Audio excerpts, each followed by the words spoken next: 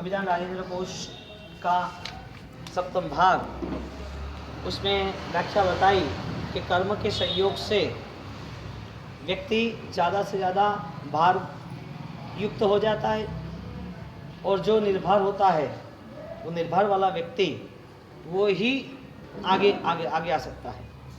तो कर्म के संयोग से हम छोटी सी एक बात मान लेंगे, कर्म दुख देने वाला है तो दुख का निर्माण कहाँ से हुआ? धर्म डायरेक्टली आत्मा और परमात्मा से नहीं जुड़ता है। धर्म का सीधा संबंध आत्मा और परमात्मा से नहीं है। धर्म का सीधा संबंध यदि किसी के साथ हो तो वो है विचार हो। यदि ऐसा माना जाए कि पृथ्वी पर मानव को धर्म के लिए निषेध किया जाए कि धर्म नहीं करना चाहिए मानव को, मानव यदि धर्म रहित अपना जीवन व्यतीत करे तो क्या होगा, उसका रिजल्ट क्या मिलेगा? धर्म छोड़ दो, धर्म जैसा कोई है ही नहीं, धर्म व्यर्थ है, सब ढोंग है, धर्म जैसी कोई चीजें नहीं है, सबको फंसा दिया है। तो धर्म को छोड़ के हम बात करते हैं कि ऐसा हो तो क्या होगा।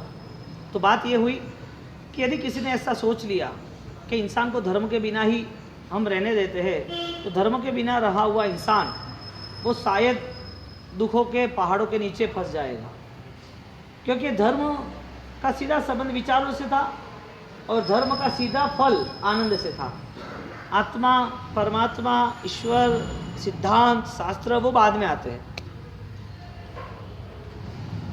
क्योंकि उनके पास विचार होता तो वहां तक पहुंचते हैं। तो पहले शुरुआत करी विचारों से, और विचार की शुरुआत जैसे हुई तो उसकी आगे की यात्रा रही। तो यहाँ पर रुकना जरूरी है।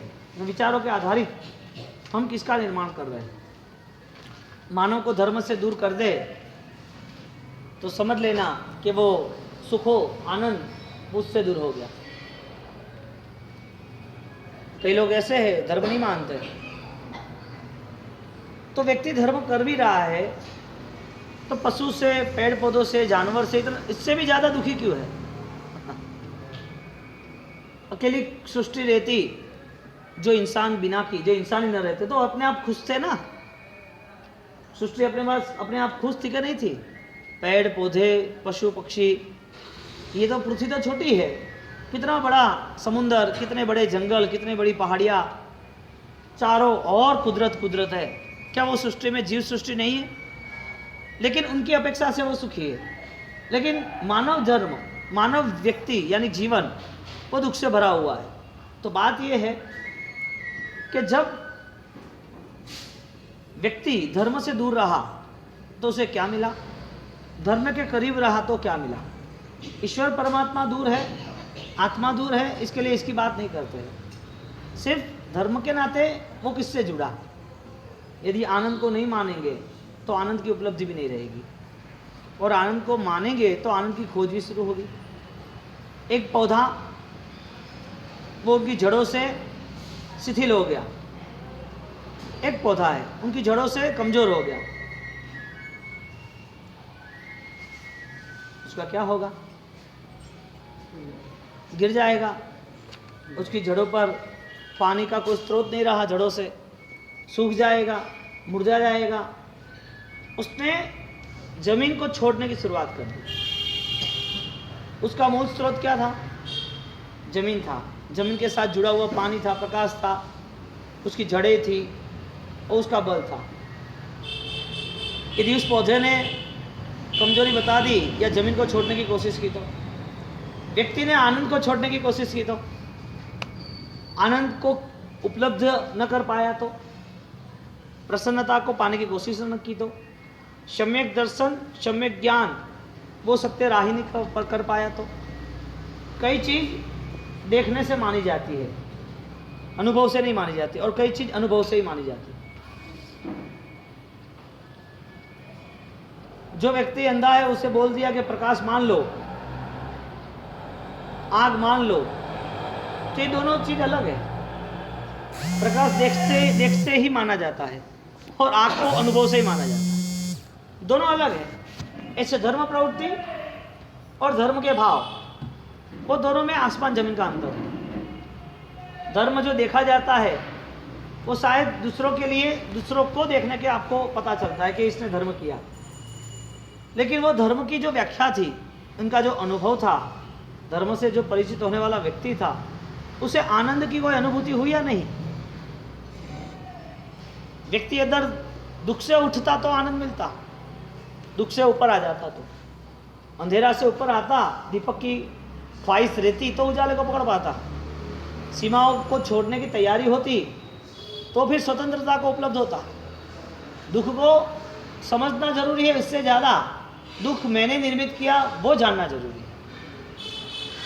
क्योंकि दुख को जब तक नहीं जानेगा, दुख क्या है, उसको वो ऊपर कैसे उठा सकता है, यानी ऊपर कैसे निकल सकता है, वो तैयारी नहीं है, तब तक वो आनंद को नहीं उपलब्ध करेगा। आनंद को उपलब्ध कौन करेगा?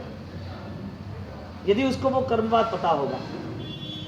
तो पूरा नमस्कार महामंत्र संपूर्ण आगम का साथ, चौथ पूर्व की जो लेखनी हुई, चौथ पूर्व का जो साहित्य हुआ, एक हस्ती प्रमाण पूरी शाही और एक हाथी उसको भारो भार वो शाही, और वो शाही के साथ उस सुखी शाही उससे द्वारा लिखा गया। सुखी शाही को भिगो करो लिखो, सुखी शाही को भिगो करो लिखो। वो लिखते लिखते लिखते जितने पेज हो गए सुखी शाही के, उसको एक पूर्व कहते हैं। फिर 2 हाथी, फिर 4 हाथी, फिर 8, 16, 32, 64 लाइन सर चला, ऐसी 14 तक गिनती। इतना साहित्य प्रमाण जब लिखा जाता है तब चौथ पूर्व होता है। ये साहित्य हम बोल नहीं पाते, ये साहित्य हम शायद पूरी जिंदगी हमारी खत्म हो जाए लेकिन समझ भी ना पाएंगे। इतने साहित्य को हम खोजने निकलेंगे तो शायद हमें मिलेंगे भी नहीं। तो इतना चौथ पूर्व, इतनी लेखनी, इतने सारे श्लोक, इतने वॉल्यूम्स, इतने ग्रंथ, इतने शास्त्र, ये सब चीज रचना हुई, उनका मूलभूत यदि कोई भी क्रीम हो, चौथ पूर्व का सार नमस्कार महामंत्र। तो क्या है इसमें? दुख मुक्ति का उपाय है। आज हमारे सुबह में मंगल शब्द की व्याख्या ही, सुबह का प्रवचन था, उसमें मंगल शब्द किसे कहेंगे? दुख अपगमो हेतु, दुख उपशमो हेतु। दुख को जो शांत करता है, वो जो हेतु का निर्माण होता है, वो मुक्ति है, यो मंगल है। तो यहाँ पर आज अंतिम दिन में परमम हवै सब पावपणासु मंगलाणम च सर्वेसिम। यदि ये सर्व मंगलों में महामंगल है, सर्व पापों को नाश करने के लिए सक्षम है, सर्व दुखों को शांत करने के बाद वो दुख से मुक्त बनाता है, तो नकार महामंत्र ने यदि सबका स्वीकार किया है तो मेरा भी स्वीकार निश्चित है।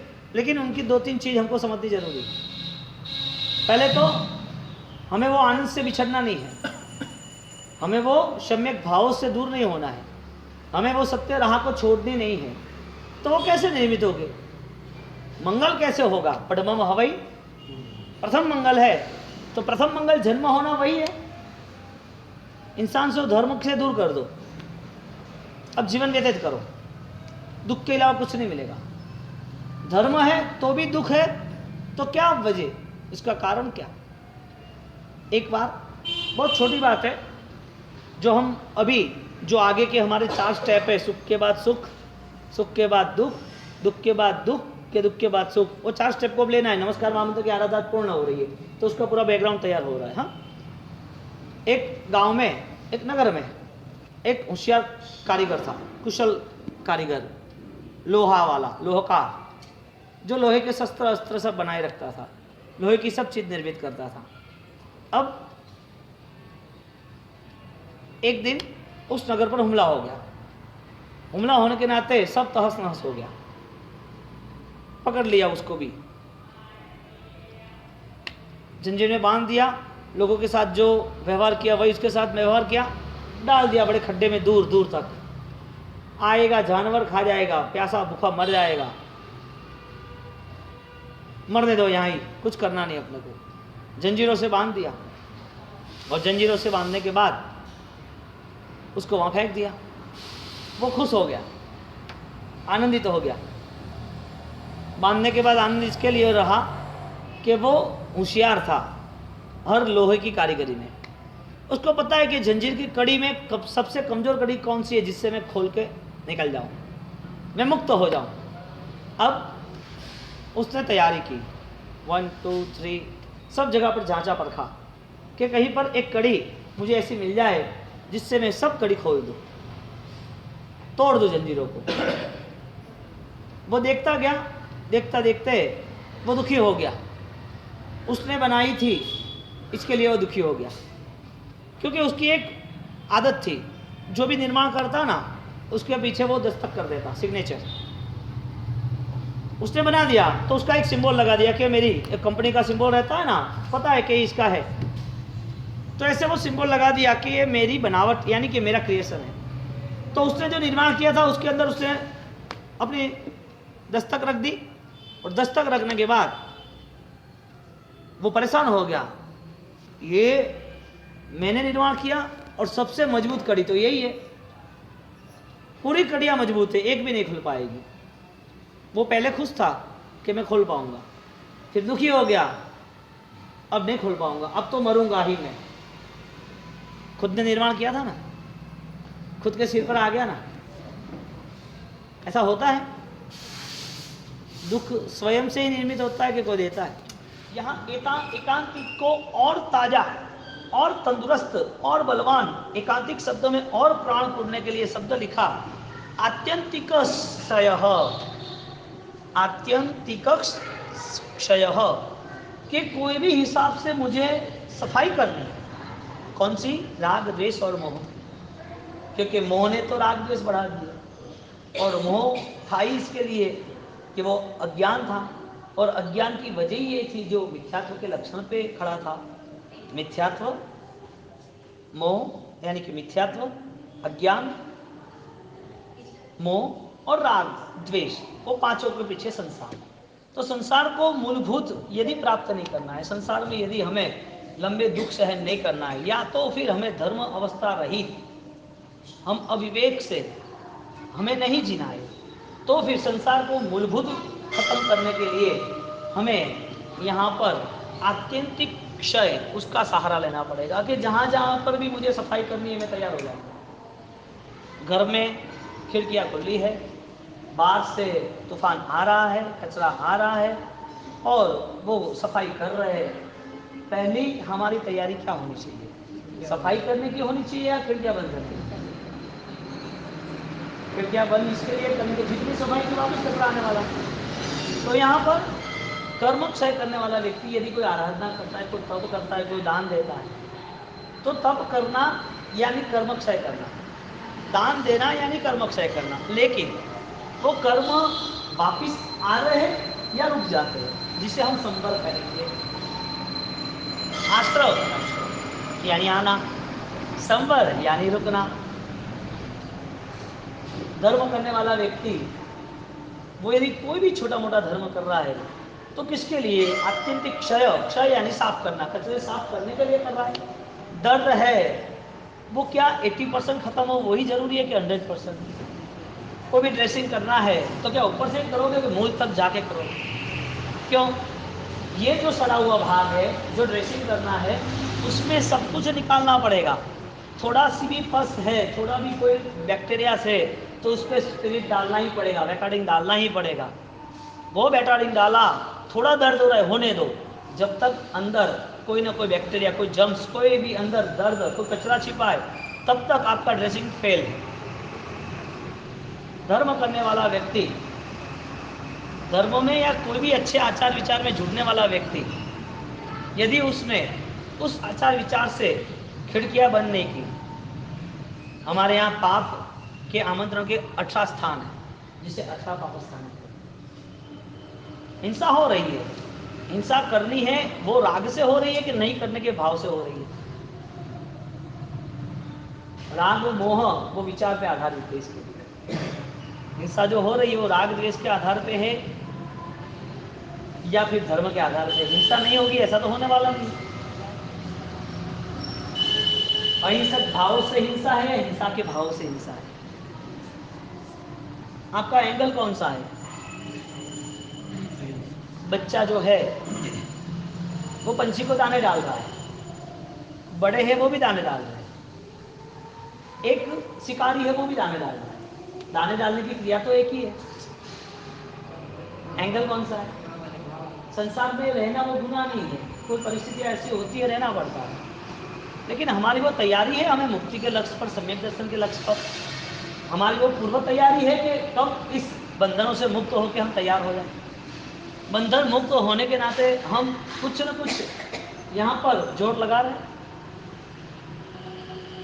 संसार में ऐसे बहुत सारे लोग हैं, उनका शादी ब्याह हो गए, 2-3 बच्चे रहे, संसार शुरू हो गया और मन तय कर दिया, रे मैं कहाँ झमेले में पड़ गया, मेरी आत्मा को यहाँ थोड़ी रहना था, तो विपरीत दशा है संसार। उन्हें परमात्मा से प्रार्थना की, प्रभु मुझे ऐसा कोई योग बना के दो कि मैं इस मोह से मुक्त हो जाऊं।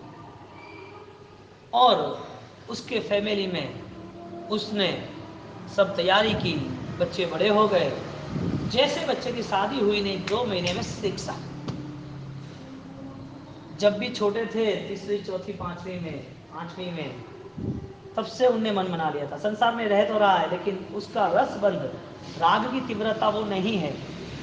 बोलो, आश्रम से आराधना या संपर्क से, हिंसा से आराधना या अहिंसा से, धर्म के विचारों से आराधना या धर्म विचार रहित आराधना, आपके 2 महीने जिस भाव से बंधन किया है उसी भाव से उस पर अटैक करो। जिस विचारों से कर्म बंधन हुआ है उस विचारों से भी ज्यादा अधिक शुद्धतम, अधिक शक्तिशाली, अधिक सामर्थ्यवान, अधिक से अधिक फल मिले ऐसा भाव निर्मित करो कि वो सब बिखर जाए, सब खत्म हो जाए। पानी की बाढ़ आई नहीं कि सब कचरा साफ एक साथ। एक बारिश जोरदार आ गई, पूरे माहौल में हरियाली हरियाली छा गई, सब सूखापन खत्म। जहां चिल्ला रहे थे लोग, मर रहे थे लोग प्यासे प्यासे, जहां पूरे पेड़ पे से पंखी गिर रहे थे, धूप पसंद नहीं आ रही थी, इतनी सारी गर्मी, इतनी हीटिंग, एक ही बारिश हो गई, बात खत्म। भगवान की इस देशना को, भगवान की इस प्रवचन की धारा को पुष्करावर्त मेघ कहते हैं। सकल कुशल वल्ली पुष्करावर्त मेघो दुरीत तिमिर भानो कल्प वृक्षोपमान। एक पुष्करावर्त मेघ, एक बारिश ऐसी आती है, यदि 12 साल बारिश ना आए तो भी दुष्काल नहीं पड़े। ऐसा पुष्करावर्त नाम का एक मेघ है, और वो मेघमाला इस बादलों से, इस स्टार से, इस ऋतु से, इस नक्षत्र से कौन सी कैसी कैसी बारिश कैसे रहेगी, उसकी मेघमाला का पूरा वर्णन है। प्राचीन किताब है, प्राचीन निर्माण है, जिससे पूरी एक जानकारी मिलती है। ऐसी एक जानकारी अध्यात्म के नाम की पुष्करावर्त मेघ, जो पुष्करावर्त मेघ 12 साल तक कोई भी जगह पर दुष्काल नहीं लाता है। बात इतनी थी कि एक बारिश से यदि चारों ओर हरियाली आ गई हो तो वो बारिश से सूखापन चला गया। ये बारिश से सूखापन चला गया तो एक व्यक्ति, वो भाव की बारिश होती है, वो आंतरिक ऊर्जा से, वो अपने आत्मा से, वो धर्म से, वो विचार से ऐसा जुड़ जाता है कि अंदर रहा हुआ परमात्मा स्वयं निर्मित हो जाता है। तो जंजीरें या तो पत्थर का भार, जो कर्म का भार हम कह रहे, तो दिन प्रतिदिन यदि एक एक भार बढ़ रहा है तो उसे पता नहीं है कि भार के नीचे दबा हुआ वो व्यक्ति कल कितना दुखी होगा, क्योंकि जंजीर वो दुख है, पत्थर वो दुख है, और दुख के नाते हम जी रहे। यदि दुख का एहसास हो ही रहा है तो दुख मुक्त होना वो धर्म है। तो हमने शुरुआत में एक ही बात की कि मनुष्य जाति को यदि धर्म के लिए निषेध कर दे, तो धर्म करना ही नहीं मानव को, तो क्या मिलेगा? धर्म करना ही नहीं, किसी को भी जो है वो चलने दो, धर्म व्यर्थ है, धर्म सब गेम है, सब चालबाजी है, ये धर्म पूरा झूठा है, पूरी पार्टी खड़ी कर दी है, लोगों को छोड़ दिया, धर्म छोड़ दो, तो क्या हो सकता है? सही रास्ता ये था कि वो दुखी हो जाता है, लेकिन सबसे बड़ी भ्रमणा ये हुई कि धर्म होने के नाते भी वो दुखी है। जंजीरें मुक्त कहाँ हुई, निर्भर कहाँ हुए? 1-2-4 महीना आपने थोड़ी त्याग की तपस्या कर दी, अच्छी बात है, वो जंजीर से मुक्त होने का आपने रास्ता ढूंढ लिया, चलो अशुभ कर्म चले गए, कोई दुख देने वाला कर्म आपको आज नहीं आएगा, इसका मतलब ये हुआ कि पीछे वो दुख नहीं आएगा। तो व्यक्ति को धर्म वो आनंद है, और आनंद वो नितांत चाहिए, आनंद के लिए कभी पीछे नहीं मोड़ेगा। तो बोलो, आनंद पाने के लिए उसको कोई पुरुषार्थ करना पड़ता है कि आनंद उसका सहज स्वभाव है? आनंद पाने के लिए उसकी पूर्व तैयारी होती है या कोई कहता है तो करता है? सुख नाम का कर्म है तो उसे हम आनंद कहेंगे। सुख नाम का कर्म यदि मिला है, हमें आनंद मिला है, तो वो बाह्य है कि अभ्यंतर है? बाह्य जो भी सुख है वो अभ्यंतर सुख बन जाए तो वो सम्यक दर्शन का सुख कहेंगे। इसका मतलब हमने जो 4 पार्ट्स फर्स्ट डे लिखा था 9 दिन के पहले, सुख के बाद सुख है या सुख के बाद दुख है? दुख के बाद सुख है या दुख के बाद दुख है? तो सुख के बाद सुख, बाह्य सुख है या नहीं है? सालिभद्र को देख लो, वर्तमान में आपके आंखों के सामने रहे हुए कोई भी अच्छे साधक को, सुखी व्यक्ति को देख लो, उसके पीछे सुख छिपा हुआ है। उन्हें जो त्याग किया वो सुख का त्याग किया। इसका मतलब नए सुख की खोज शुरू हो गई। इसका मतलब ये सुख की पूरी सीमाएं खत्म होती है। सांसारिक जो भी उत्कृष्ट कक्षा के सर्वश्रेष्ठ सुख थे वो यहाँ पर उसको फीके लगे। अब नए सुख की खोज शुरू हो गई, यानी सुख के पीछे सुख छुपा हुआ था, यानी जो सुख छोड़ दिया, इसका मतलब नए सुख की संभावना शुरू हो गई। तो धारणा क्या होनी मानसिक स्तर पर कि जो भी सांसारिक भौतिक सामग्री का सुख था, वो भौतिक सामग्री जितनी भी बढ़ती जाएगी, वो सुख इसके लिए नहीं देगी कि हमारे मन में एक झंखना आकांक्षा है कि वो ज़्यादा चाहिए, वो कम ना चाहिए, अच्छा चाहिए और सबसे श्रेष्ठ चाहिए। लोगों के पास हो उससे भी अच्छा हमारा चाहिए। आपने खरीदी एक गाड़ी और आपको लगी अच्छी है, दूसरे ने दूसरी खरीदी, तो आपकी सुख पूरा आपका खत्म हो गया। तो सुख के पीछे सुख था, लेकिन हमने सुख पर केंद्रित किया वो मन, वो दुख वाला मन था। हमने ऊपरी सुख, ऊपर से सब दिखाव कर दिए। कैंसर वाले को ऊपर से अच्छे कपड़े पहना दिए, अच्छे गहने पहना दिए, कैंसर वाला है। अंदर जो छिपा हुआ दर्द था उसे हम निकाल ना पाए। अंदर छिपा हुआ जो दर्द है मिथ्यात्व का, अंदर छिपा हुआ दर्द जो हमें है दुख का, दरिद्रता का, जो भी हम धर्म से अपरिचित है, वो दर्द के नाते हम पूरी जिंदगी तक दुखी रहे। यानी छोटी उम्र में जो पत्थर सिर पे ले लिया, जो पत्थर का भार वहन किया, छोटी उम्र में 1000 पत्थर थे और अंतिम चरण में 80 साल तक वो पत्थर बढ़ते ही गए। इतने भार में आ गए हम, हमें पता ही नहीं चला। अब भार लेके जाना है अगले भव में। हालांकि इस भव आनंद के लिए था, इस भव निर्भर बनने के लिए था, ये भव निर्जरा के लिए था। भगवान महावीर स्वामी ने पुण्य बताया, निर्जरा बताई, पाप बताया और संवर भी बताया, यानी कि आश्रय बताया। दोनों देखने जाए तो सेम है, दोनों सेम है, निर्जरा और पुण्यबंध। एक तरफ निद्रा से सुख मिलता है, वो अभ्यंतर का है। एक पुण्य का सुख मिलता है, वो बाह्य है। तो 9 तत्व है, जीव, अजीव, पुण्य, पाप। जीव तत्व को सुख मिला, वो पुण्य के कारण मिला, तो वो प्राथमिक सुख था, वो बाह्य था। लेकिन उस पुण्य ने सहायता करी, उस पुण्य ने सपोर्ट दिया। आपके पास जो भी मिला था उसका यूज आपके अध्यात्म के लिए, आपके आनंद के लिए, नेचुरल पावर के लिए हुआ।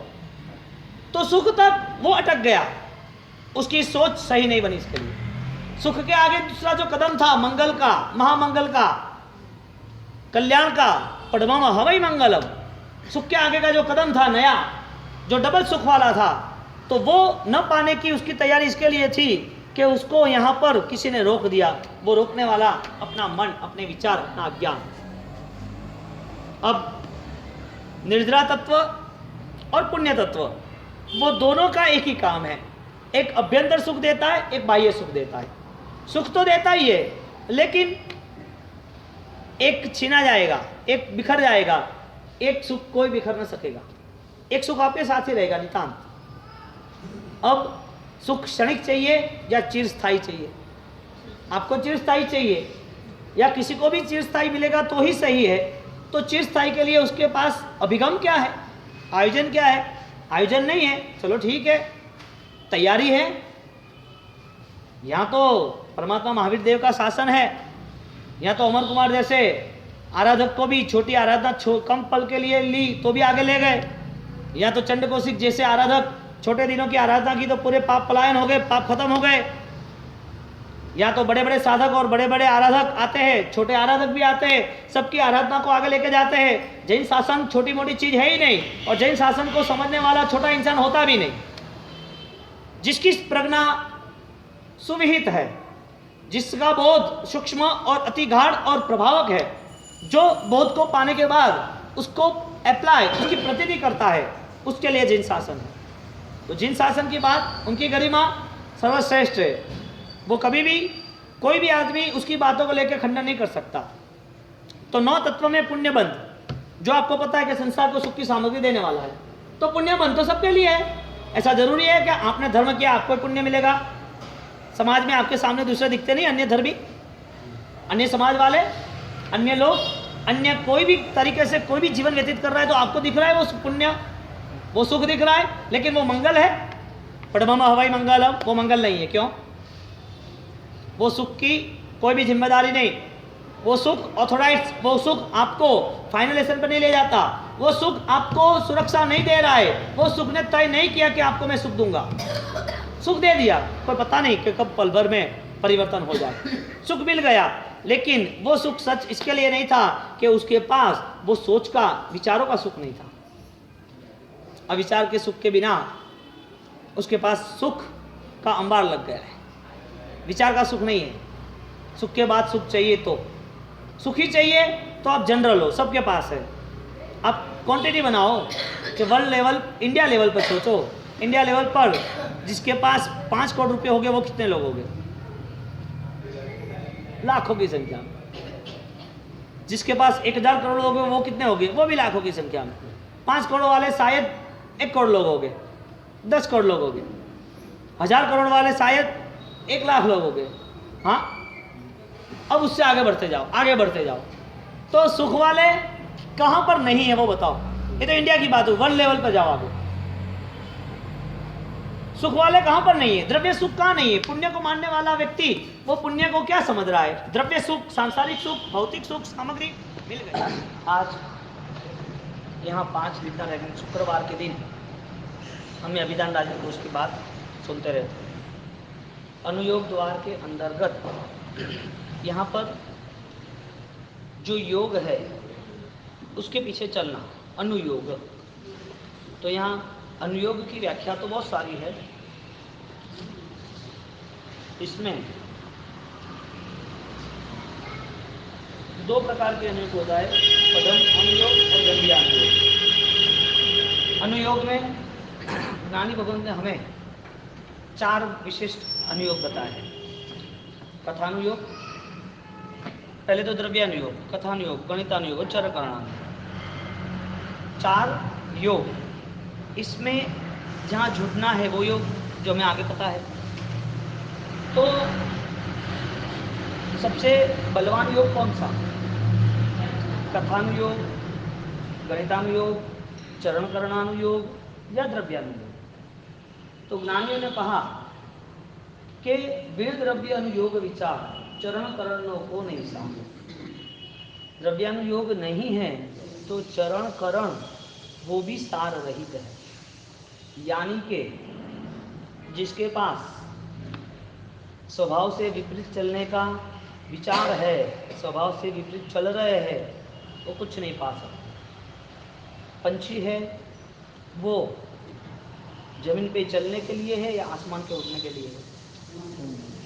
पंछी, उनकी पाँख, उनका जीवन वो स्वतंत्रता का आसमान का है, पिंजरे का नहीं है, जमीन पे चलने का नहीं है।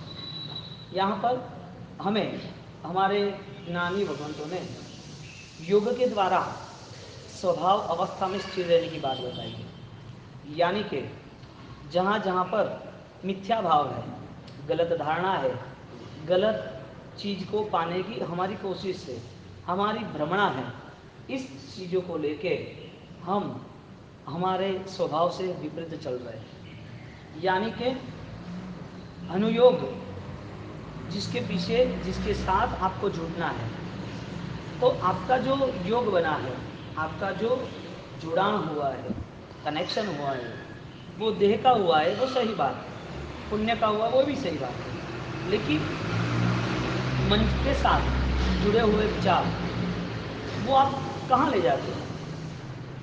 या तो फिर आपको कथानुयोग यानी कि कथा आती है तो पसंद है, आपको चरण करणानुयोग कथा जब पसंद है, ऐसा ही कथाएं के साथ आराधना चारित्र की पसंद है, यानी कि आचार की पसंद है। हमें कोई छोटा मोटा आचार मिल गया तो हम खुश हो गए। आचार था बड़ा लेकिन उसमें प्राण नहीं थे, क्रियाएं थी शानदार लेकिन वो कहीं फुटपाथ पे पड़ी हुई थी, गंदगी कीचड़ों में थी। क्रिया अच्छी थी लेकिन मन कीचड़ वाला था। अनुष्ठान प्रभावक और प्रबल पूर्णता की ओर ले जाने वाला था।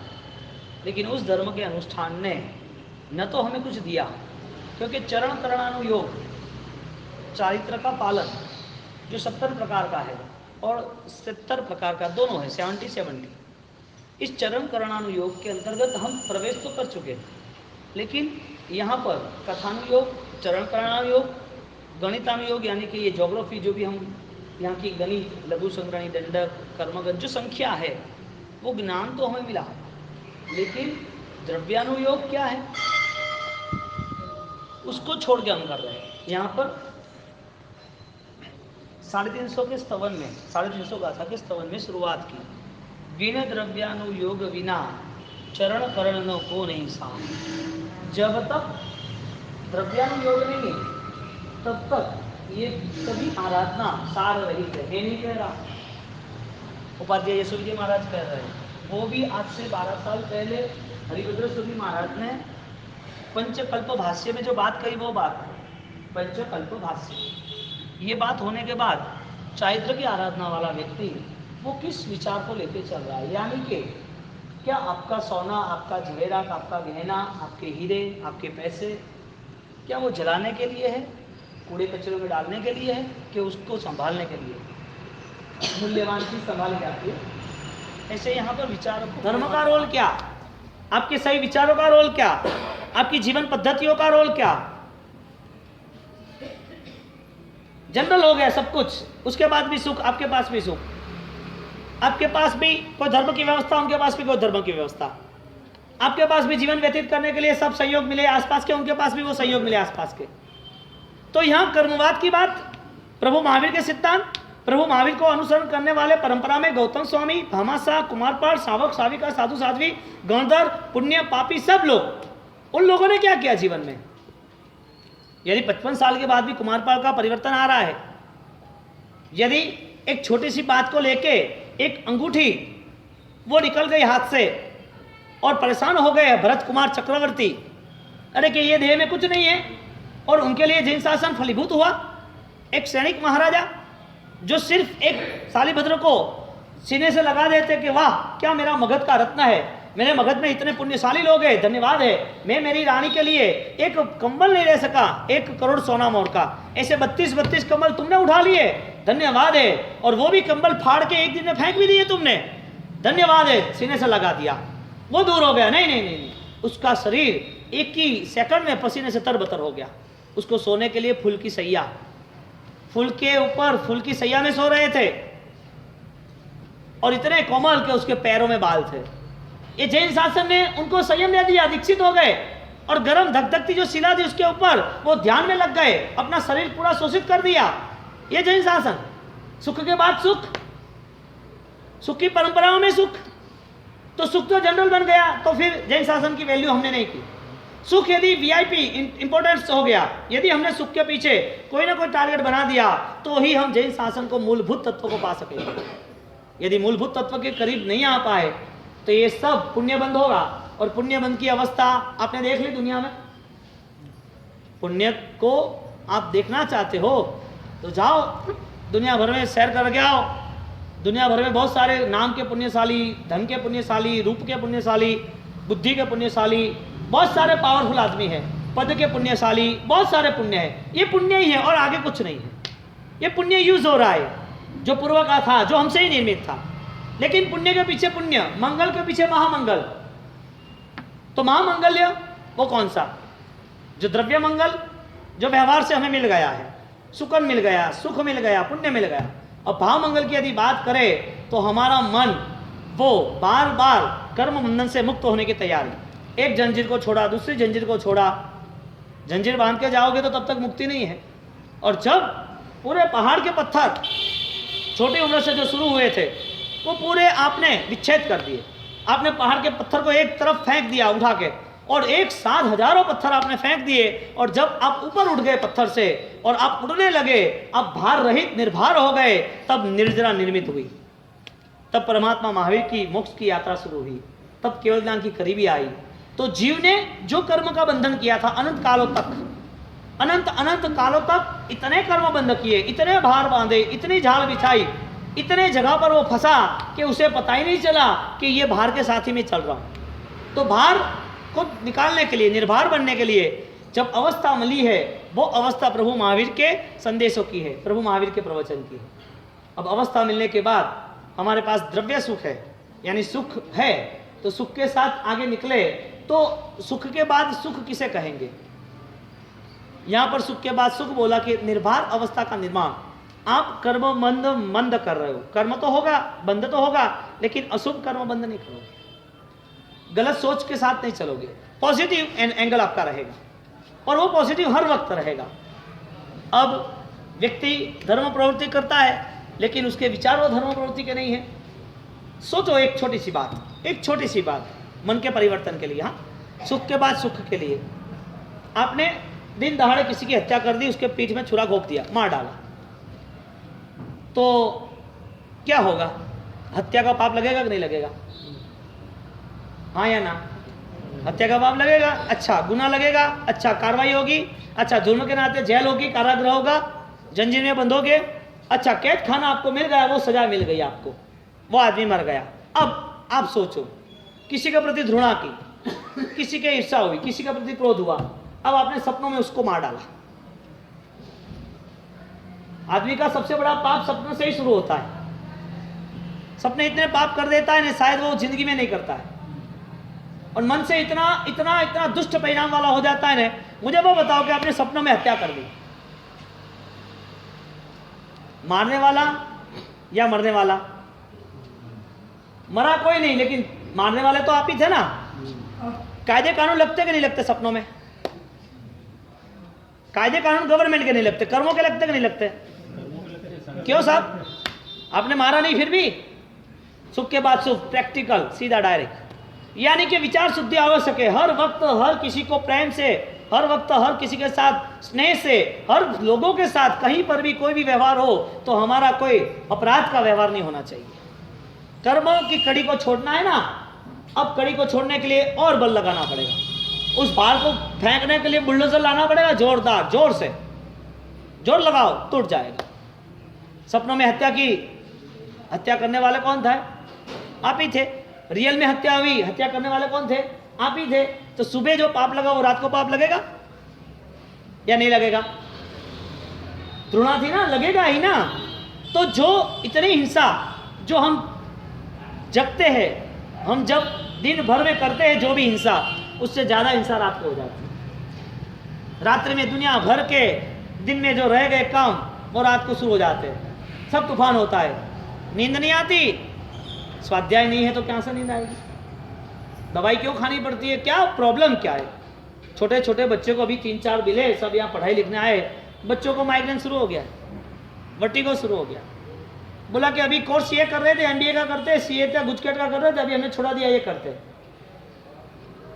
अरे हमारे यहाँ मुनिवर सब आगम ज्ञाता थे, इतने सारे लोड को कलेक्ट करके रहते थे, और आपने 2-4 किताब पढ़ ली, क्या वो खत्म हो गए? उसके इस विचार के तंतु सब टूट गए। इतने भी छोटे विचारों में, इतने भी भार में वो यदि क्षीण हो जाते हैं तो संसार को कैसे चला पाएंगे? आगे बड़े भार को कैसे वहन कर पाएंगे? दुनिया के कितने संघर्ष है, विचारों से मर जाना क्या? विचार आते हैं तो क्या जीवन गलत कर देना? बच्चे आए अभी यहाँ पर, उसके पेरेंट्स सब लेके आए कि यहाँ पर अभी रहने के लिए पेन गेस्ट में आए हैं, पीजी में, और पढ़ने के लिए आए हैं। मैंने बोला क्या पढ़ रहे हो, क्या है, ऐसा है वैसा है? मैं तो आगे कुछ पढ़ सकते हो तुम, नया कोई आईएएस का वगैरह, कोई आपका टैलेंट क्या है, आपकी होशियारी क्या है? तो कहे नहीं कि बच्चों को तो अभी ये पढ़ते थे ना, तो अभी ये भी छोड़ा दिया, ये कोर्स की जगह ये कराया। मुझे क्या वजह है? नहीं जमा कुछ नहीं, क्या उसको प्रॉब्लम हो गई? कि 20 साल की उम्र में प्रॉब्लम विचारों की बाहर डाल दिया बहुत सारा। बात इतनी थी, हमने जिंदगी भर हमारे कोई भी व्यक्ति दुश्मन थे, शत्रु थे, उसके प्रति घृणा था। अब आपने घृणा की तो कड़ी आपने बनाई, कितनी घृणा है, कितने लोगों के साथ है, कितने पत्थर वहन किए, ये सब भार के नीचे चलता ही रहा। रात को हत्या कर दी, अब उसका कर्म कैसे जाएगा?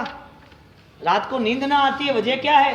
रात को घबरा जाते हैं, ध्रुजारी होती है, कंपन होता है, उठ जाते हैं, रोने लगते हैं, पता नहीं चलता है, अचानक याद आता है आगे सुबह का चेक बाकी है, सुबह की दुकान का ये काम बाकी है, रात का ये काम बाकी है, सुबह ये होने वाला है। अरे सुबह 4-5 बजे भी आपको निकलना है तो रात को 2 बार जग जाता है कि जाना है। व्यक्ति कितना कमजोर है मन से, बात इतनी है।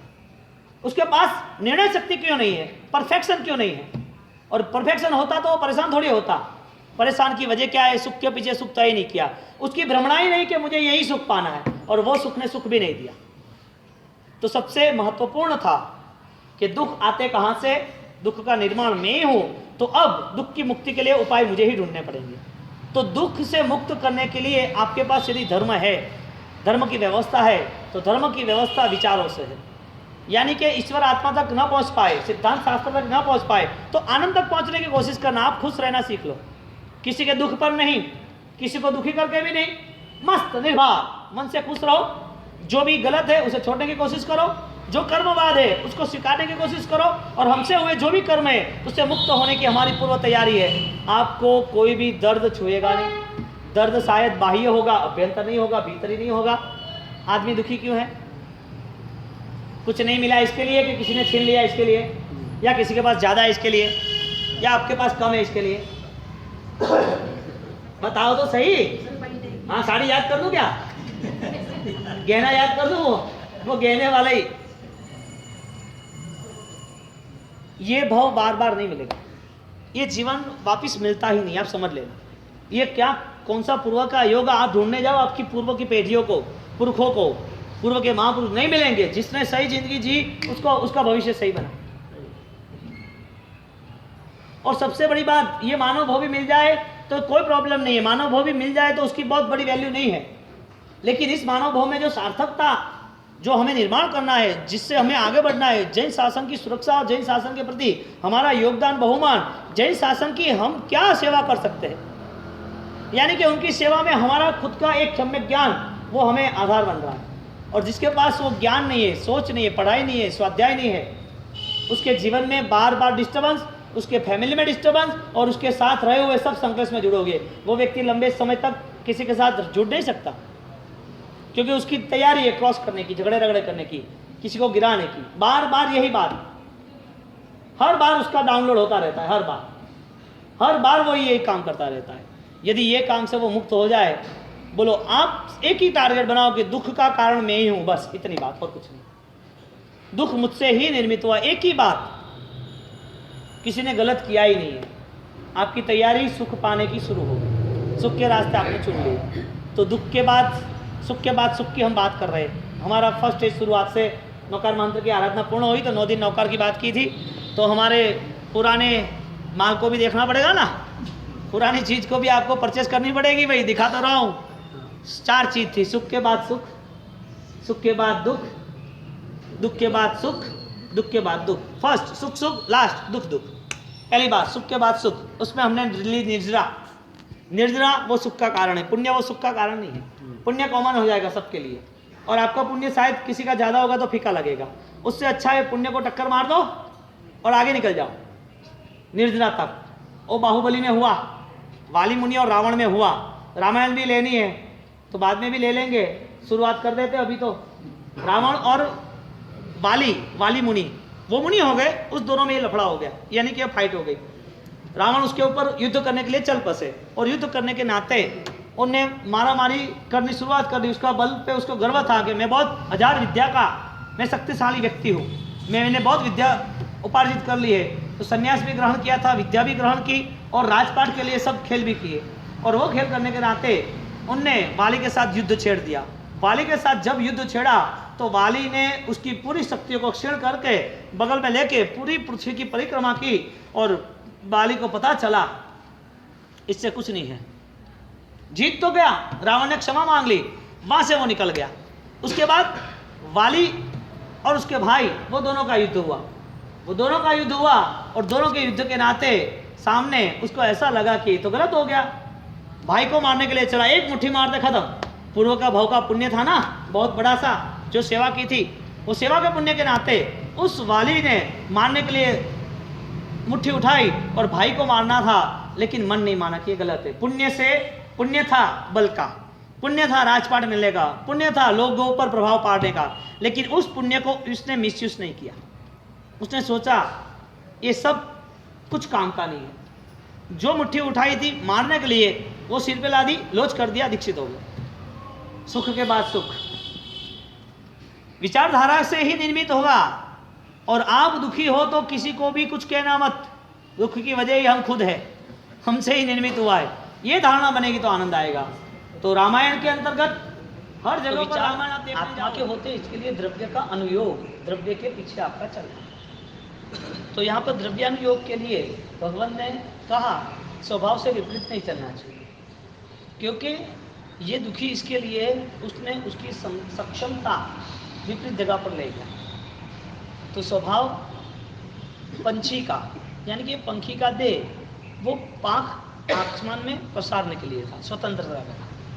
ऐसे इंसान जो है उसकी मुक्ति यानी कि स्वतंत्रता, कर्म बंधनों से मुक्त होना, वो उनका स्वभाव था।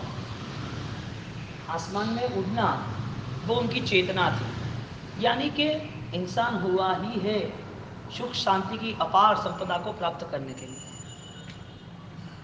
अब मानव भाव मिला लेकिन दुखी है, क्यों?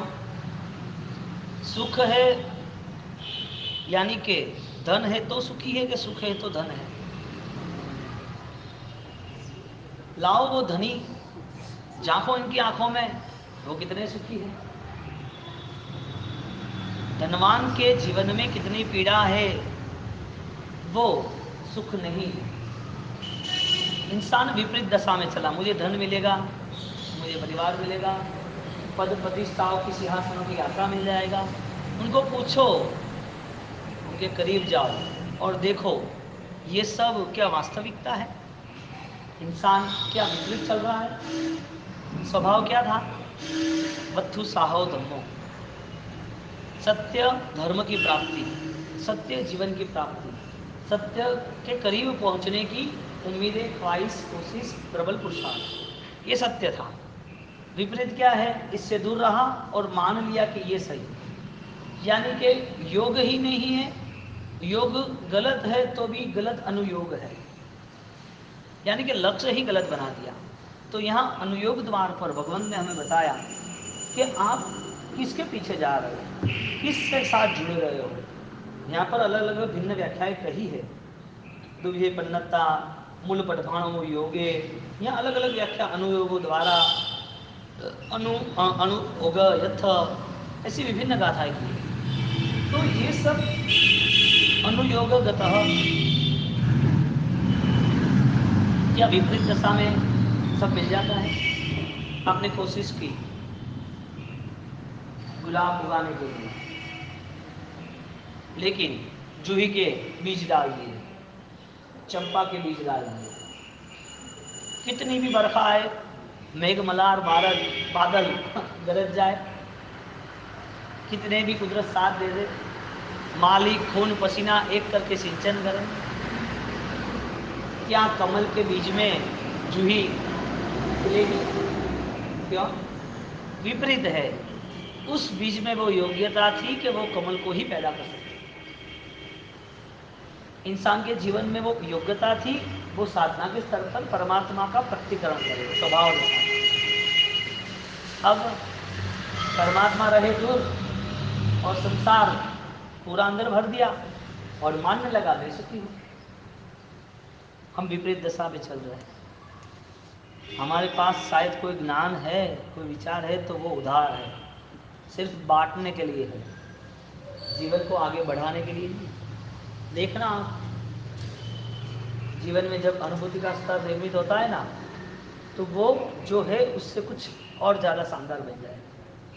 जहाँ आप खड़े हो वहाँ से ही आपकी निर्मल यात्रा शुरू होती है, क्योंकि आपके पास द्रव्यानुयोग आया।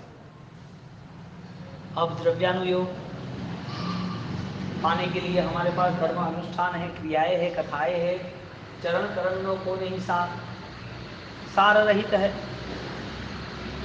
आपने अच्छी सी शुरुआत कर दी आराधना के लिए, धर्म प्रवृत्ति बढ़ती गई और जब पता चला कि ये धर्म ने मेरे आत्मा के करीब, मेरे स्वभाव के करीब, मेरे गुणों के करीब मुझे लाया ही नहीं, तो यहाँ ज्ञानियों ने माँ रोकने का बोला, पहले आप प्रयत्न करो कि मैं निर्मोह की अवस्था कैसे प्राप्त कर सकता हूँ, वो भी विचार हो। वो निर्मोह का जो भी गलना है पिघलना है। मोह की दशा जो भी दूर हो रही है, राग के बंधन जो हम मुक्त कर रहे हैं, हमें जो चीज़ ज़्यादा पसंद है उसको हम देखने का जरिया सोच रहे हैं, ये सब आत्मा लक्ष्य यानी कि द्रव्यानुभव।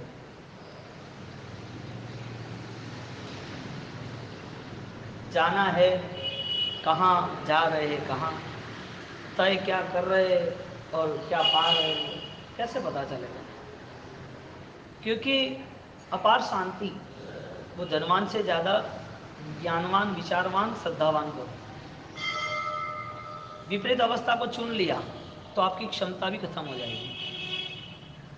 शायद वो जूही के पुष्प भी बाहर आएंगे ना, आपने तय कर दिया मुझे गुलाबी चाहिए, तो वो भी आप तोड़ लोगे। आपके जीवन में कहीं सही रास्ता मिला धर्म का, अनुष्ठान का, तो शायद उससे भी आप मुंह मोड़ लोगे कि नहीं ये मुझे पसंद नहीं है, मैं तो मेरा हिसाब से, मेरी विचारों से ही कार्य करूँ। जीवन अवस्था ऐसे बची। यहाँ पर पेज नंबर 341 से 359 दो शब्दों को हम ढंग से पहचान लें। पहला था अरिहंते शरणम पवज्जामि। संथारा पोर्शी में ये बात आती है, अरिहंते शरणम पवज्जामि, सिद्धे शरणम पवज्जामि, साहू शरणम पवज्जामि, केवली पन्नतो धम्मो शरणम पवज्जामि। ये बात फाइनल है, ओके। अब डिफरेंस देखना है कि प्रभु महावीर ने जो धर्म बताए और वो धर्म के नाते परमात्मा ने जो जीव अवस्था का जो पूर्ण स्वरूप क्या है उसकी दृष्टि गोचर करके दृष्टिकोण पूरा परिवर्तित किया। एक तरफ अरिहंत शरणम पवज्जामि, एक तरफ बुद्धम शरणम गच्छामि। गच्छामि शब्द होता है आदेशात्मक और पवज्जामि शब्द होता है समर्पण। जहाँ पर ऑर्डर होता है वहाँ पर श्रद्धा बिना काम चल जाता है, और बिना ऑर्डर के काम होता है सहज भाव से, वो श्रद्धा बिना शुरू ही नहीं होता है, श्रद्धा से होता है। तो अरिहंत के शरण में मैं जा रहा हूँ, मैं अरिहंत यानी परमात्मा, परम तत्व, तो परम तत्व की शरण मैं स्वीकार रहा हूँ। यहाँ पर स्वयं का ग्रहण रहा, स्वयं का समर्पण रहा। स्वयं ने जो भी आराधना करनी थी उनके लिए स्वयं के मन ने ही उसको प्रेरित किया, कहीं पर भी किसी के ऑर्डर के आधारित वो नहीं है। एक बात। अब इधर सामने दूसरी बात है, बुद्धम शरणम गच्छामि, साहू शरणम गच्छामि। ये गच्छामि शब्द जो था, गच्छामि मतलब ऑर्डर, यू गो, तुम जाओ, तुमको परमात्मा के शरण में जाना है। बुद्ध यानी उसके नाम परमात्मा समझ लो।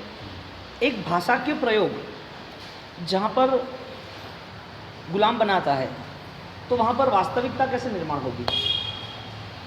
जहाँ भाषा प्रयोग ऐसा है तो वहाँ गए जाने के बाद क्या, एक आदमी गुलाम है और उसका जीवन व्यापन हो रहा है, एक आदमी स्वतंत्र है उसका जीवन व्यापन हो रहा है। दोनों के जीवन तो है। एक आदमी परमात्मा का शरण में ही है और दूसरा भी परमात्मा के शरण में। एक को बुलाया है गुलामी के स्तर पर ऑर्डर करके, ये करना ही पड़ेगा, नहीं चलेगा, तो वह व्यक्ति मन रहित काम करेगा। एक व्यक्ति को बुलाया नहीं है लेकिन उसका आकर्षण बढ़ गया कि हाँ वितराग तो यही है, साधक के लिए तो यही अवस्था मुझे आकर्षित करती है, साधना का पंथ यही मेरा निराला और निर्मल है, मुझे इसका शरण ग्रहण करना चाहिए, तो परमात्मा मैं आपके शरण में आया हूँ। तो जब अध्यात्म के लिए, साधना के लिए जब व्यक्ति तैयार होता है ना, तो वो मुड़ के नहीं देखता है और छोड़ता भी नहीं। और जिसके पास धर्म की प्रवृत्ति कई जोर जबरदस्ती होती है ना, तो वो शुरुआत नहीं होती है। यानी भगवान ने पूरा हमें ज्ञान का मामला बताया कि आपके अंदर जो छिपी हुई सामर्थ्यता है उसमें आपका बोध वो आपको कहाँ ले जाएगा। एक छोटा बालक है, उसे 10वीं 12वीं में कहा नहीं जाता तू पढ़ने जा, ज़्यादातर वो पढ़ता रहता है, उसकी रुचि है ना, उसकी रुचि है कि भाई मुझे आगे जाना है, मुझे पढ़ना है। व्यापारी व्यक्ति कितना बीमार होगा लेकिन उसका लक्ष्य मुझे परिवार संभालना है, तो बीमारी में फिर भी वो दुकान जाएगा, मार्केट जाएगा, काम करेगा, वो सहज होता है। बीमार व्यक्ति घर में, यदि समझ लो कि घर में छोटे बच्चे 2-3 है, परिवार है, 8-10 फैमिली मेंबर है और वैकेशन में सब चले गए, एक ही औरत घर पर है और घर की औरत बीमार हो गई, लेकिन उसको पता है सुबह 5 बजे उठेगी, बीमार है तो भी, कि घर का पूरा करेगा कौन काम, कैसे करेंगे हम। तो खड़ी हो जाती है। हर कष्ट में शरण ग्रहण करने वाला, हर कष्ट में समर्पण रखने वाला, वो कहीं पर भी पीछे नहीं मुड़ता। बीमारी एक तरफ चली जाती है, काम सब हो जाते हैं, चाहे दुकान के हो, चाहे घर के हो, चाहे पढ़ाई के हो। ऐसा हुआ है कि नहीं हुआ है पगारिया जी? देखता है ना, होता ही है संसार में। यदि उसकी शरीर से भी ज़्यादा यदि कोई सामर्थ्यता हो तो वो मन की है, विचारों की है।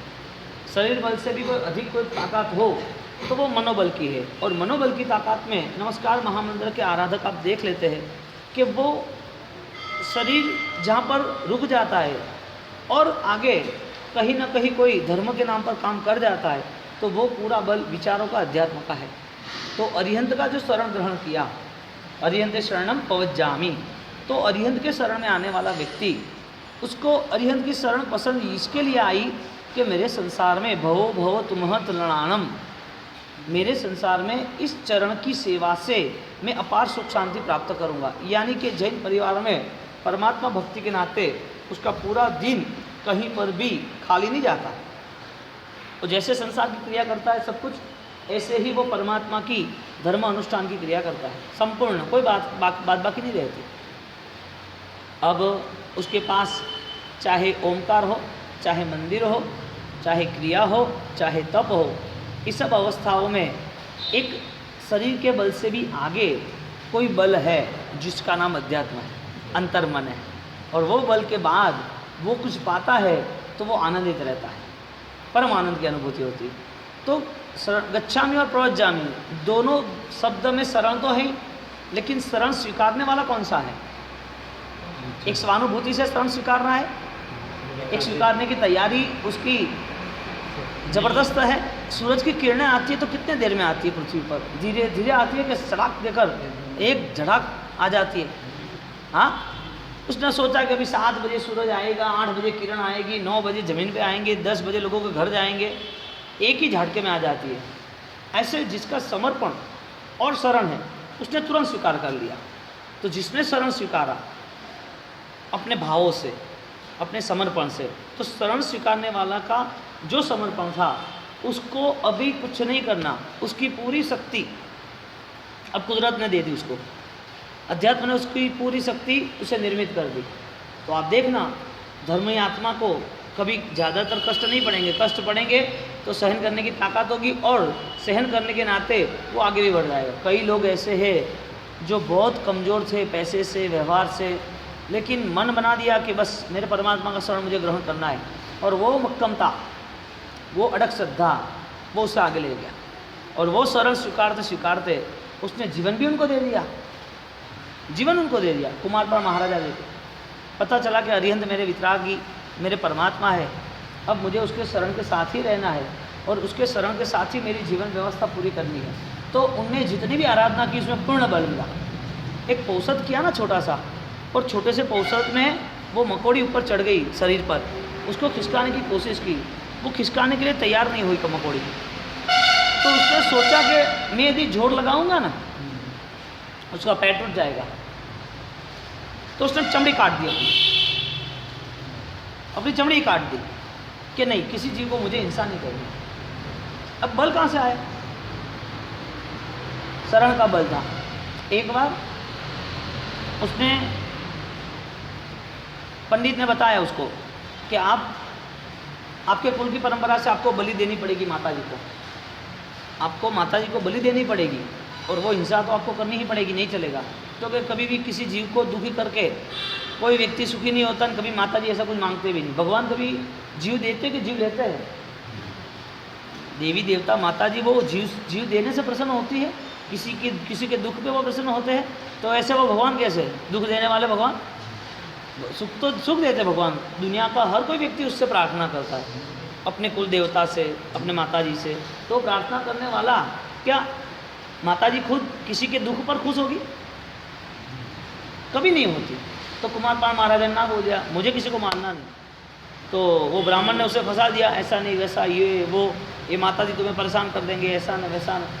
उनने बोला कि मैं मरने के लिए तैयार हूँ, लेकिन मारने के लिए तैयार नहीं। और उनकी चिता बनाई। दूसरे जो छोटे मोटे दूसरे जो प्रयोग करने वाले देवी देवता थे, गलत प्रयोग करने वाले, व्यंतर निकाय के जैसे कहते हैं, उसने ऊपर प्रयोग किया जिसकी साधना कोई नहीं करता, जिसकी पूजा भक्ति नहीं होती है, जिसके लिए समर्पण नहीं होता है, भय के नाते कोई समर्पण नहीं होता है। वो डर गए कि मुझे ठीक होना चाहिए, भय के नाते समर्पण किया तो वो लंबा चलेगा भी नहीं, वो भयवान हमेशा रहेगा। तो वो जो देवी देवता कुल देवी देवता है वो पूजा पाठ भक्ति के लिए नहीं थे, वो यूं ही गलत कैसा करना है उसके लिए तैयार थे। व्यंतर निकाय के, वाण व्यंतर के जिसे कहते हैं, वो भटकते रहते हैं। जैसे आदमियों में भी शराबी आदमी, गद्दार आदमी, व्यभिचारी आदमी, गलत आदमी, चोरी चपाटी आदमी जो होता है, जिसकी धारणा, ऐसे वो धारणा उस देवी देवता होगी थी। उसने बोला मैं झुकूंगा ही नहीं, मारने की बात तो छोड़ो, अब तो मैं झुकूंगा भी नहीं, इससे तो झुकना पड़ेगा, नहीं झुकूंगा। तो वो देवी कंटकेश्वरी नाम था, वो परेशान हो गई और उसने उसको तीर मार दिया। अब तुझे कौन बचाता मैं देखे, वो त्रिशूल था उसको लगा दिया और छोड़ दिया। पूरे शरीर में जलन शुरू हो गई, अब मरना तैयार है, मरना निश्चित है। उसने बोला मैं मर जाऊंगा, मारूंगा तो नहीं, मिट जाऊंगा, झुकूंगा तो नहीं। और वह चढ़ गया चिता पर, मेरी चिता बनाओ, इससे झुकना अच्छा, इससे जलना अच्छा।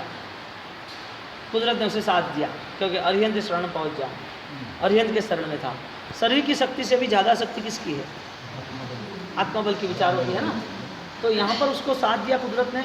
गुरु भगवान अभयदेव सूर्य महाराज को पता चला, अरे हेमचंद्राचार्य भगवान को, उसके मंत्र प्रयोग से उससे ठीक कर दिया, सब दुविधा चली गई।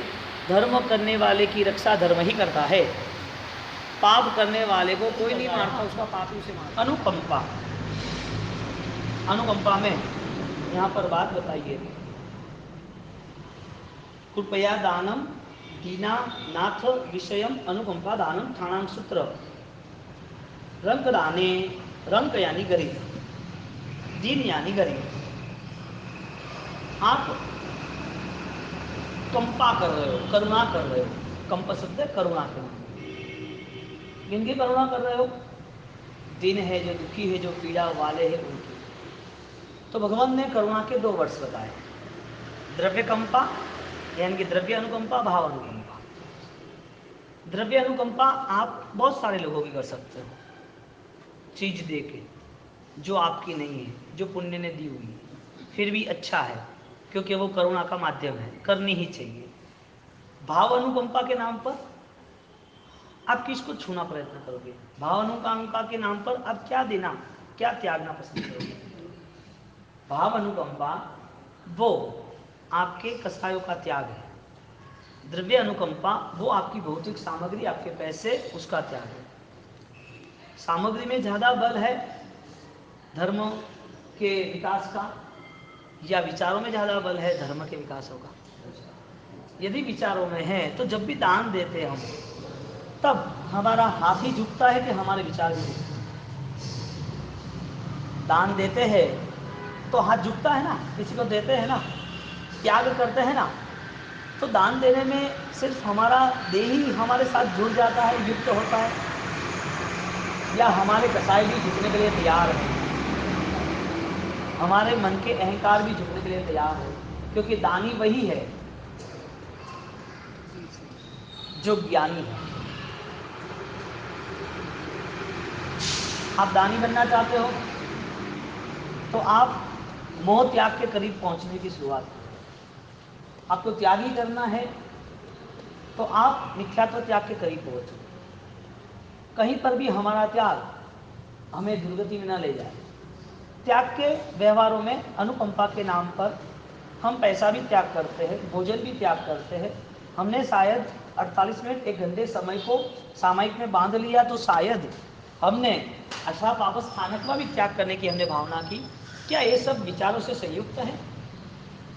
ये सिर्फ द्रव्य अनुकंपा है? द्रव्य अनुकंपा भी की जाती है, करनी चाहिए। इसके बिना भी आपके जीवन में करुणा भी संभव नहीं है। भगवान ने खुद ने की थी, दे दूसरे दे दिया ले भाई, भगवान ने खुद ने की वर्षिदान दे के। हाँ, कंप्लीट 1 वर्ष सुवर्ण का दान दिया। भगवान की परंपरा में जो भी श्रमण भगवान जुड़े उनने भी अनुकंपा की। फिर कहीं पर भी कोई दुखी जीव है, कोई साधर्मिक है, कोई पशु है, हाँ, कोई भी प्रॉब्लम वाला आया है जो द्रव्य है, द्रव्य से दुखी है, तो उनके लिए कोई निर्देश दिया कि ये साधर्मिक है, इसे आप खिला लेना, इसका आप व्यवस्था कर लेना। और तकलीफ वाला है, उसे हो सके तो आप मानसिक रूप से समाधि रहे ऐसे कोई प्रयत्न करना। तो भी द्रव्य अनुकंपा है। भाव अनुकंपा आप अपार शांति के धनी होते हो। भाव अनुकंपा वो आप अपने जीवन में परम समाधि को, परम चैतन्य को उपलब्ध करते हो। वो भाव अनुकंपा आपके सामने जो भी परिस्थिति कर्म बंधन की है उसके लिए आप नॉर्मल बन जाते हो। कर्म बंध के लिए आपका रस, आपके विचार वहाँ तक स्पीड से, गति से शीघ्र जुट नहीं जाते। मुझे ये कर्म नहीं करना है। ये भाव अनुकंपा किसकी? जो द्रव्य अनुकंपा सामने वाली व्यक्ति की होती है, जो द्रव्य अनुकंपा छोटे मोटे जीवों को रात्रि भोजन त्याग करके आप कर रहे हो, जो अनुकंपा आप गाय को घास खिलाना, पशु पक्षियों को दाने डालना, ये द्रव्य अनुकंपा पुण्य बंध का जो कारण है वो आप कर रहे हो। लेकिन उसी द्रव्य अनुकंपा के साथ साथ आपकी आत्मा यदि नहीं जुड़ी, द्रव्य अनुयोग, आपकी आत्मा में जो कर्म आपको कम मनाने हैं, बंधन से मुक्त होना है, वो दान के बाद भी आपके अहंकार को क्षीण होना है, वो यदि संभव नहीं बना तो फंसना ही है। तो आत्म जागृति यानी कि भाव अनुकंपा वो प्रथम है। तो यहाँ पर भाव अनुकंपा के नाम पर पुण्य की एक व्याख्या बताइए। पुण्य की कि जिसके पास अनुकंपा है, त्याग है, वो पुण्यशाली है। लेकिन द्रव्य त्याग है और भाव त्याग नहीं है तो वो पुण्यशाली भी पापानुबंधी पुण्य है। वो पुण्य भी उसे दुर्गति में ले जाने वाला है। पुण्य है द्रव्य थकी दुखियानी दया, भाव धर्महीनानी रे भाव। आप द्रव्य की दुखिया की दया करनी चाहिए, वो सम्यक दर्शन का लक्षण है। जो राजेंद्र कोश के सप्तम भाग में सम्मत पद सम्मत पराक्रम में गुरु महाराज ने रखा है। अब क्रिया जब भी छूट गई, इसका मतलब क्या समझना? विचार रहित सब अनुष्ठान हुए थे। विचार शून्य व्यक्ति, यूज लेस थॉट्स, तो विचार के कोई गरिमा ही नहीं रही। जब भी कुछ किया तब छोड़ने के लिए ही किया, जब भी कुछ शुरू किया तो ऐसा ही समझ ला कैसे खत्म हो रहा है। खत्म होने के लिए कुछ है या परिपूर्ण करने के लिए है? फुल स्टॉप में मजा या क्वेश्चन मार्क में मजा है? कभी ये होना नहीं चाहिए, ये होना ही नहीं चाहिए। सावक की आराधना नितांत होती है जो सम्यकदर्शी होता है। हमारे यहाँ राजा कुमारपाल के इतिहास आप सुनो, पिथड़ मंत्री के इतिहास सुनो, आभू संघवी के इतिहास सुनो। पिथड़, आभू, राजा शाह, देदा शाह, भामा शाह, भीमो कुंडलियो, क्या क्या आनंद आ गया उन लोगों ने। इतनी श्रीमंताई, इतनी जिम्मेदारी, इतनी आराधना भरपूर। पर्वत तिथि का पोषद निश्चित था, पर्वत तिथि में तपस्या निश्चित थी। परमात्मा की भक्ति 2-2, 3-3 घंटे स्वद्रव्य से परमात्मा के पास जाते और न्यछावर कर देते सब कुछ। कहीं पर भी कोई गुनाहित देता तो मिच्छामि दुक्कडम, विनय सरलता के सर्वोत्कृष्ट शिखर पर बैठे थे और वो परमात्मा के धर्म को पाके बैठे थे। आज इनका इतिहास और इनकी अमरता वो तो लोगों ने खोज पाई, उनको जरूरत नहीं थी। एक जीवदया का पालन करता है ना, ले जा उठा 1000 सोना मोड़ के। भाव कैसे थे? जिन शासन की सुरक्षा, जिन शासन की अभिवृद्धि के विचारों से शुरू होता तो कहीं नहीं रुकेगा। देश से शुरू होगा तो रुक जाएगा, सड़ जाएगा, बिगड़ जाएगा। देश से शुरू हुआ है, इसका मतलब कंट्रोल के साथ ही है। अब आप कितना कंट्रोल, कब तक ये देह को संभालते रहोगे? मन तैयार क्यों नहीं होता कि मुझे ये करना ही चाहिए, मेरे लिए जरूरी है। दुनिया की कोई भी व्यक्ति कुछ करे या ना करे, घर की कोई व्यक्ति करे या ना करे, मेरे आसपास वाले लोग करे या ना करे, मुझे तो करना ही है क्योंकि ये मेरा आत्मा का धर्म है। मेरे आत्मा के बिना नहीं चलेगा। समकीर्ति आत्मा, सम्यकदर्शी आत्मा, ये बात प्रभु महावीर के पास यानी कि नमस्कार महामंत्र का आराधक उनके पास जाने के लिए करता है। अब आपके पास कुछ भी ले जाने के लिए है, प्रभु को अर्पण करने के लिए आप कुछ भी तैयारी करते हो तो आप क्या तैयारी करो? प्रभु को कुछ नहीं चाहिए। प्रभु को एक ही बात है, जो धर्म मेरा मुझे पूजो या ना पूजो, मेरे पास आओ ना आओ, मैं जब जीवित था, मैं जब विद्यमान था, मैंने जब को बोध दिया, जो मेरा कॉन्सेप्ट था उस कॉन्सेप्ट को लेकर आप आगे चलो। मुझे मानो या ना मानो, मेरे कॉन्सेप्ट को मानो। उनका कॉन्सेप्ट क्या था प्रभु का? प्रभु खुद विद्यमान थे तो उनका कॉन्सेप्ट क्या था? जीवदया था, करुणा का था, सहायता का था। वो ब्राह्मण को दान दे दिया वस्त्र का, तपस्या की तो समता सहन की, समता के साथ सब सहन करते करते वो परिश्रम और उपसर्ग में आनंदित रहे, भोजन का त्याग किया। उनका कॉन्सेप्ट क्या था? केवल दान का था ना, परमात्मा के मेरे पास आने का जरूर नहीं। परमात्मा ने कहा मेरा मंदिर बनाओ मत तुम, मेरी पूजा के लिए मुझे कोई काम नहीं, मैंने कोई कंपनी खड़ी नहीं की मेरे लिए कि तुम मेरे पास आओ, मेरी पूजा करो। तुम तुम्हारी आंतरिक शक्ति को विकसित करो और कुछ नहीं। एक बार एक व्यक्ति को सपना आया, और आ सकते हो ऐसे सपने, हाँ आ सकते हैं, गलत है, नहीं होना चाहिए, लेकिन है। दुनियादारी है। सपना आया, एक व्यक्ति, कल्पना है लेकिन ध्यान से सुनना, एक व्यक्ति चल रहा था और वो गजराज पे अस्थि पर थे, हाथी पर, और बढ़िया हाथी, बढ़िया गजराज के साथ उसकी शोभा सज्जा, और वो अंबाड़ी पे बैठे साथ सज्जा के साथ चल रहे थे। इस तरफ दूसरी जगह पर बहुत सारी ग्रुप वाइज भीड़ जा रही थी, एक आदमी के साथ इतना, एक आदमी के साथ इतना, एक आदमी के साथ इतना। सपने में उन्होंने सोचा अब क्या करे, ये क्या है, किसी को पूछा ये कौन है, तो कि ये तो परमात्मा है। क्या हाँ परमात्मा है अकेले? तो क्या हाँ। तो क्या वो कौन है? वो भी परमात्मा है। क्या है? वो कौन से परमात्मा? वो नाम वाले परमात्मा है। क्या अरे कि यार सही बताओ कि नाम वाले और न नाम वाले क्या है?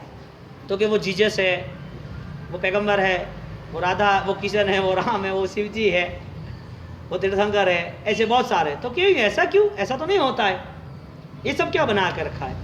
तो वे सबने परमात्मा को बांट लिया है, सबने अपने अपने परमात्मा बना लिए, यानी कि नाम ही परमात्मा बनाए। अपने आप में छिपा हुआ परमात्मा वो कोई नहीं देखना चाहता। अपने आप में छिपा हुआ परमात्मा अकेला रहता है, वो अकेला रहता है, उसके किसी की जरूरत नहीं होती है। तो क्या सही क्या समझना? सही वो समझना। सारी भीड़ वहां जाना चाहती थी, वो भीड़ वहां इकट्ठी हो गई क्योंकि सबने अपनी अपनी धारणा बना दी, सबने अपनी अपनी मान्यता बना दी, ग्रुप सिस्टम बना दी। बात यह है कि प्रभु महावीर ने कभी ऐसा नहीं कहा कि मेरे मंदिर बना दो और मेरी पूजा करो, मेरे पर केसर ढोल दो, मैंने इसके लिए केवल दान पाया है, मैंने इसके लिए समोसण की पूरी रचना बनाने का इंद्र को बोल दिया था, वो समोसण बना दिया है। अब आप मेरे बातों से, मेरे प्रसंगों से, मैंने जो भी चंद्रकौशिक को तारा है, मैंने चंदनबाला को तारा है, मैंने जो 6 महीने उपवास किए हैं और पालना करके चंदनबाला का पूरा जीवन सेट हो गया है, मैंने पूरे जिंदगी भर इतनी तप त्याग करके केवल दान की प्राप्ति करने के बाद इतना बोल दिया है, ये सब मेरी पूजा के लिए किया है, मेरे मंदिर बनाओ, मेरी पूजा करो। ऐसा प्रभु महावीर ने कहीं नहीं किया। प्रभु महावीर का कॉन्सेप्ट क्या था? स्वयं की अनुभूति को, स्वयं के परमात्मा को पहचानना, जानकारी तक पहुंचना। अब हमने क्या कर दिया? वो भीड़ के साथ इकट्ठे हो गए। सपना आता है ना, नहीं आता है? भीड़ का सपना आता है, अकेले का? अकेला कौन?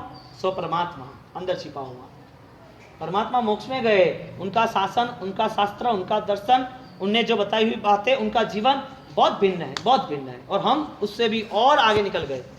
हमको यूं कि परमात्मा हम मिल ही गए।